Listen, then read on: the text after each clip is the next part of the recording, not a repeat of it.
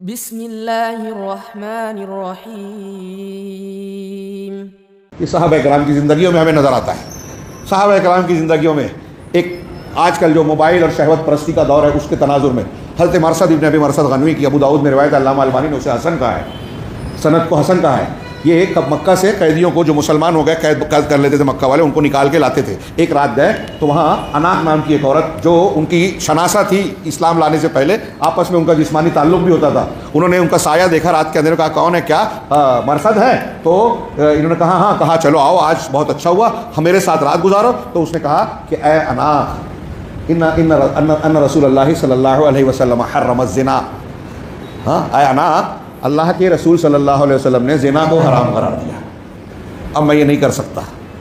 تو اس نے خیمے والوں کو آواز دی کہ دیکھو یہ تمہارے قیدی کو چھڑا کے لے جانے کے لیے آیا ہے۔ لوگ دوڑے، یہ بھاگے اور پہاڑی کی طرف جا کے چٹان کی طرف ایک غار میں بیٹھ گئے۔ 8 لوگ آئے، وہاں کھڑے ہو کر ڈھونڈ رہے تھے اور کہا کہ اگر وہ مجھے نیچے دیکھ لیتے تو مجھ پر نظر پڑتی۔ ایک آدمی نے پیشاب بھی کیا جس کے پیشاب کے چھینٹے میرے اوپر آئے، لیکن وہ دیکھ نہیں سکے، اللہ نے ان کو دیکھنے نہیں دیا۔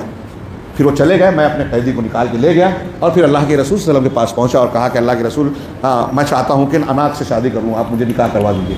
اللہ کے رسول صلی اللہ علیہ وسلم خاموش رہے اور پھر قرآن کی آیت ہے الزانی لا یزنی الا الزانی لا ینکح الا زانیۃ او مشرکہ، اور آگے کی آیت سورہ نور کی آیت آئی کہ زانی آدمی اسی عورت سے نکاح کرتا ہے، وہ یا تو زانیہ ہو یا مشرکہ ہو۔ تو اللہ، اور آیت کے آخر میں وحرم ذلک علی المؤمنین، مومنین پر یہ حرام قرار دیا گیا ہے۔ تو اللہ کے رسول صلی اللہ علیہ وسلم کے پاس وہ آئے صحابہ کرام، کیا نام ہے، ان کو بلایا اور کہا کہ دیکھو اے، یہ قرآن کی آیت نازل ہو گئی تمہارے تناظر میں اور اللہ نے مومنین پر یہ حرام کیا، اس سے نکاح مت کرو، شادی مت کرو۔ اس تناظر میں ہمارے بچوں اور بچیوں کی تربیت کی جائے۔ ہاں، غامدیہ سے زنا ہو گیا، معید اسلمی سے زنا ہو گیا، خود آ کر کہہ رہے ہیں مجھے سزا دیجیے۔ واقعہ مائیں بہنیں بھی جانتی ہیں، آپ بھی تھوڑی دیر کے لیے اپنے آپ کو رکھ کر سوچیں، آج کی کوئی عورت سوچے کہ اس طرح کا گناہ ہو جائے، ہم جائیں گے لوگوں کے سامنے بولنے کہ میں نے یہ گناہ کیا، سزا دے دو؟ کیا وہ بے وقوف تھیں؟ کیوں؟ ان کی تربیت وہی ہوئی تھی جو ابھی آپ نے سنا نا، کہ جہنم سے بچ جائیں، اللہ کے سامنے ناکام نہ ہو، دنیا میں کوئی سزا مل جائے لیکن اللہ کے عذاب سے آخرت میں محفوظ رہیں۔ یہ تربیت تھی ان کی، اس لیے گناہ ہوا تو توبہ کرنا چاہتے تھے، سچی توبہ۔ اللہ نے جو حرام کیا ہم اس کا ارتکاب نہیں کر سکتے، ہو گیا تو توبہ کرنا ہے، سچی توبہ جو بھی ہو۔ حضرت عائشہ صدیقہ رضی اللہ تعالیٰ عنہ نے ایک قسم توڑی تھی، کہہ دیا تھا کہ میں عبداللہ بن زبیر سے بات نہیں کروں گی۔ پھر بعد میں لوگوں نے سمجھایا، ایک ناراضگی تھی، وہ واقعہ ہے لمبا، پھر بات تو کر لی اور اس کے کفارے میں جو ایک غلام آزاد کرنے یا 3 روزہ رکھنے سے ہو سکتا تھا، ہاں 10 مسکینوں کو کھانا کھلانے سے، انہوں نے کئی 3 سے زیادہ روزے رکھے، تقریباً 40 غلاموں کو آزاد کر دیا، کہیں ایسا نہ ہو کہ قبول نہ ہو، کہیں پکڑ ہو جائے۔ بہت سے مسکینوں کو کھانا کھلایا۔ ان کا تورع، ان کا اللہ کا ڈر دیکھیے، اس ڈر پہ تو میں یاد کرنا چاہتا ہوں کہ اللہ کے رسول صلی اللہ علیہ وسلم نے جو تربیت دی اور صحابہ اپنے بچوں کو جو دیتے تھے تربیت، وہ تھی یہ کہ سب سے پہلے عقیدے پر محنت کی جائے۔ آپ اس کے دل میں توحید، اللہ کا ڈر پیدا کر دیں، گناہوں سے بچے گا۔ آپ اس کے دل میں اللہ کی محبت پیدا کر دیں، قرآن سنت اور دین سے محبت کرنے والا ہو جائے گا، علماء سے محبت کرے گا، مسجدوں سے محبت کرے گا، صحیح تربیت ہوگی۔ اب ہم دیکھ رہے ہیں کہ ہماری بچیاں، کبھی زنا کی بات ہے، اس سے بہت ہلکی چیز کو بولے کہ بے پردہ ہے کوئی خاتون، برقع نہیں پہنتی، بے پردگی سے جاتی ہے اجنبیوں کے سامنے، کہا یہ حرام ہے، کہتے ہیں نظر کا پردہ ہوتا ہے۔ فلسفہ نیا کالج میں پڑھ رہی ہیں ہماری بچیاں، مسجد میں تو بند کر دیا لوگوں نے، بہت سارے لوگوں نے، ابھی اجازت دے رہے ہیں، دروازہ کھول رہے ہیں، دین سیکھے نہیں ہے۔ دنیا سکھانا ضروری ہے کہ یہاں کمائی کریں گی، لیکن جہنم سے بچے یہ ضروری نہیں ہے۔ حضرت سعد کہتے ہیں کہ میں اپنی بیوی کو کسی غیر سے بات کرتا دیکھ لوں تو جو ہے اس کو کھلے ہتھیار سے اس کو مار دوں۔ لوگوں نے کہا اللہ کے رسول کے پاس پہنچ کر کے سعد ایسا کہتے ہیں کیا تم کو؟ تو کہا کہ اتعجبون من غیرت سعد، کیا سعد کی غیرت پر تمہیں تعجب ہے؟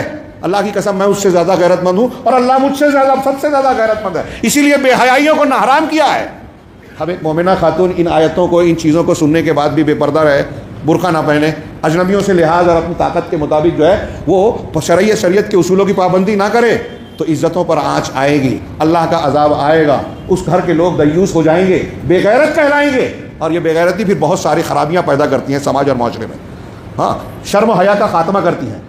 یہ صحابہ کرام کا مزاج تھا۔ بس ایک آخری مثال کہ اللہ کے رسول صلی اللہ علیہ وسلم کی وفات ہوئی، جیسے اسامہ تیار تھا، آپ نے بھیجا تھا لیکن کچھ دور جا کے رک گیا تھا۔ آپ کی وفات کے بعد لوگوں نے کہا کہ ابو بکر صدیق اس جو ہے لشکر کو آپ بھیجیے مت۔ مدینہ میں دیکھیے حالات کیسے بدل گئے، زکوٰۃ کا انکار کرنے والے ہو گئے، یہ ہو گئے بولے، تو اللہ ابو بکر صدیق نے کہا کہ یہ کیسے ہو سکتا ہے، یہ کیسے ہو سکتا ہے؟ لو خطفتنی الکلاب الکلاب والسعاب والسباع فی المدینہ لیکن فکیف ارد قضا بہ رسول اللہ صلی اللہ علیہ وسلم او کما قال، کہ مجھے مدینہ میں رہتے ہوئے اگر کتے اور درندے پھاڑ کھائیں یہ مجھے گوارا ہے، میں کیسے اس فیصلے کو روک دوں جو اللہ کے رسول اللہ نے کیا؟ آپ نے قتال مانعین زکوٰۃ کے قتال کے لیے لشکر بھیجا، حضرت عمر نے روکا، کہا لا الہ الا اللہ محمد رسول اللہ کہتے ہیں آج کل جیسے بولتے ہیں۔ حضرت عمر کو تو سمجھ میں آ گیا تھا، جن کی قرآن نے تائید کی وہاں اعتراض کیا تو ابو بکر صدیق نے کہا کہ جو نماز اور زکوٰۃ میں فرق کرے گا میں اس سے جہاد کروں گا، قتال کروں گا۔ حضرت عمر کہتے ہیں کہ حضرت بکر صدیق اپنے فیصلے پر ڈٹے رہے یہاں تک کہ اللہ نے میرا سینہ کھول دیا اور میں نے جان لیا کہ وہ حق پر ہیں۔